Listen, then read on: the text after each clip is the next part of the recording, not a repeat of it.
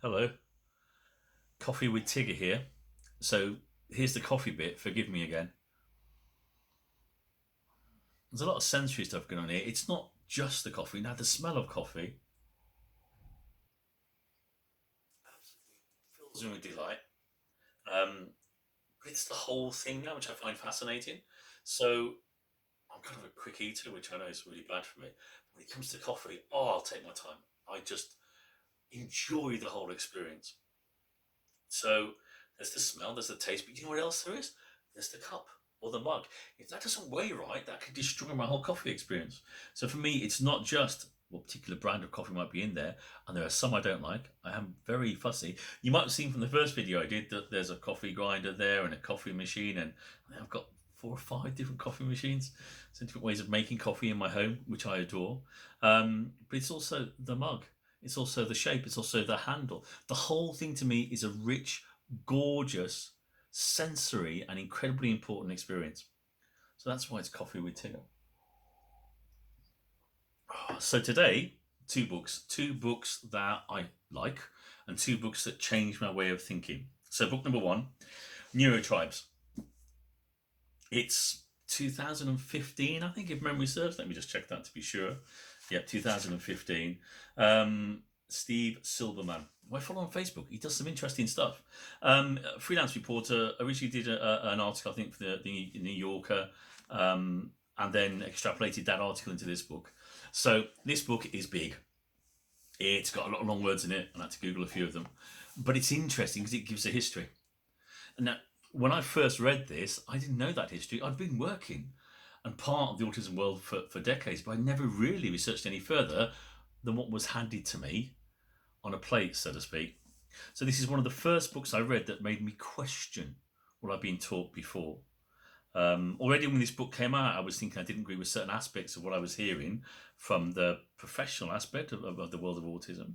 This book goes through a history, as it says on the front, the legacy of autism, and it shows you possibly why, from very early days, the word autism had a negative connection to it.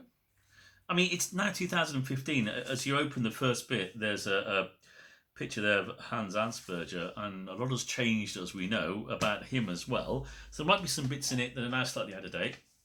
It's still a brilliant read, and I think a brilliant read for anybody. And it certainly made me stop and rethink about the world of autism, and then when we look further into autism culture and so on and so forth.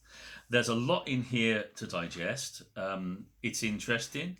It's wordy, but I really enjoyed it. And do you know what else? Just like the weight of a coffee cup, it weighs just right as well. I like that when it does. And also, I don't know about you, but books, that kind of smell is another thing that is absolutely gorgeous. And my apologies for that.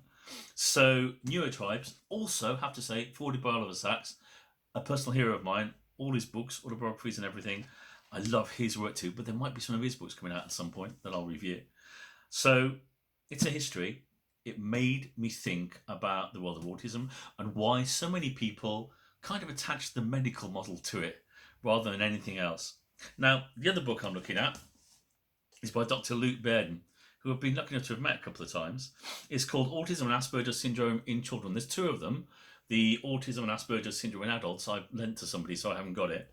So, and he explains very early on why he's got the title Asperger's Syndrome there as well.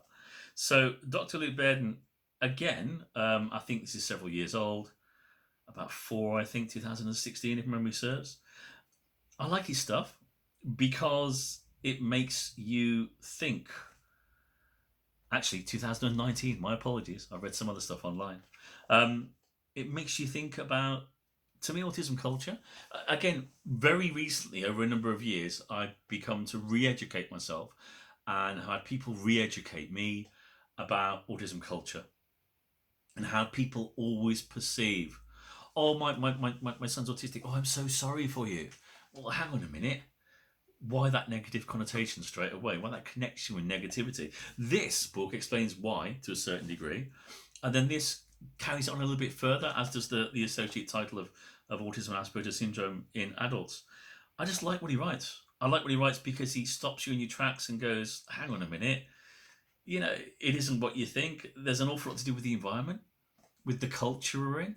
And when you start to look at those things, you start to tear apart more finely, I think, what it means to be autistic in a predominantly, his words, um, neurotypical world. So both of them I've used upon my journey of understanding and exploring. There's a lot more I do at the moment to understand this awesome and ever changing, gorgeous world of autism. Forgive me, drink a coffee time before it goes cold. What I'll do is I'll put links to the books on the YouTube clip. And feel free to get in touch. Remember, you can get me on the Autism Coffee Shop with Tigger Pritchard on the Facebook page as well, the odd podcast and so on and so forth. But first review, really, these two books. If you can't get them on Amazon et al., you will certainly get them in your library, and if not, local libraries will order them because that's what they want to do.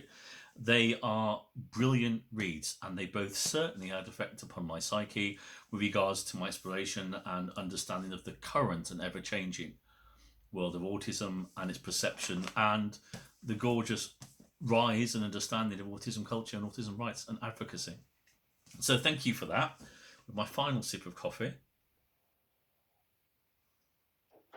Look after yourselves as ever. More reviews to come. Stay safe, and I will speak to you all soon. Until then, goodbye. Bye.